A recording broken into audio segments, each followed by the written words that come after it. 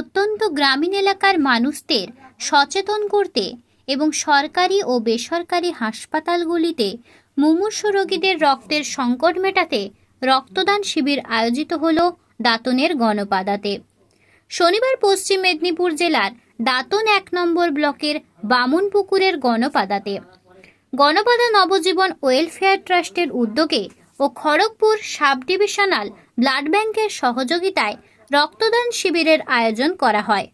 এদিন প্রায় ৫০ থেকে ৬০ জন রক্তদাতা স্বেচ্ছায় রক্ত প্রদান করেন। রক্তদাতাদের হাতে সবুজায়নের বার্তা দিতে একটি করে ফলের চারা তুলে দেওয়া হয়। আনুষ্ঠানিকভাবে এদিন এই রক্তদান শিবিরের উদ্বোধন করা হয়।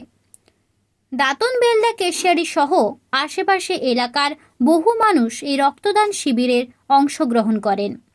গণপাদা নবজীবন ওয়েলফেয়ার ট্রাস্টের ট্রাস্টি ফাদার লরেন্স বলেন, রক্তদান হচ্ছে মহৎ দান, রক্তের কোনো বিকল্প নেই। তাই প্রত্যন্ত গ্রামীণ এলাকায় সাধারণ মানুষকে সচেতন করতে ও সরকারি এবং বেসরকারি হাসপাতালগুলোতে রক্তের সংকট মেটাতে আমাদের এই ক্ষুদ্র প্রয়াস। পাশাপাশি রক্ত দিতে আসা দাদারা বলেন, প্রতি বছরই গণপাদা নবজীবন ওয়েলফেয়ার ট্রাস্ট এ ধরনের রক্তদান কর্মসূচির আয়োজন করেন, আর এই মহৎ কাজে প্রতি বছরই আমরা সামিল হই। গণপাদা নবজীবন ওয়েলফেয়ার ট্রাস্টের এই উদ্যোগকে সাধুবাদ জানিয়েছেন অনেকেই। আজকে গণপাদা নবজীবন ওয়েলফেয়ার ট্রাস্ট প্রত্যেক বছর আমরা ব্লাড ক্যাম্প আমরা একটা ব্যবস্থা করি, তো সেইভাবে এবছরে আমরা এই ব্লাড ক্যাম্পের ব্যবস্থা করেছি।